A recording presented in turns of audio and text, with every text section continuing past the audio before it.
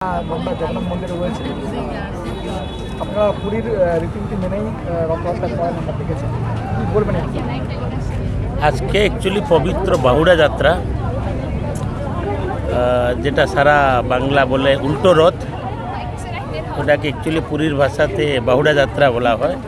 আজকে 9 দিন পর ভগবান জগন্নাথ, দাদা বলভদ্র, বোন সুভদ্রা উনি আবার নিজস্ব বাড়ি শ্রীমন্দির ফিরছেন।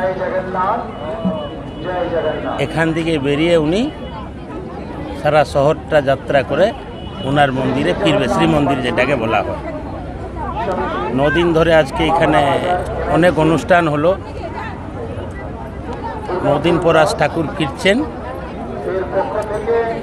সারা ভক্তগণ যারা যারা এখানে আছেন, কমিটি মেম্বার, আপনারা মিডিয়া ভাইরা, আর এইবারে বিশেষ করে আমাদের পুলিশ প্রশাসন থেকে যে নিউ টাউন পুলিশ স্টেশন, ওনার খুব সহযোগিতা রয়েছে।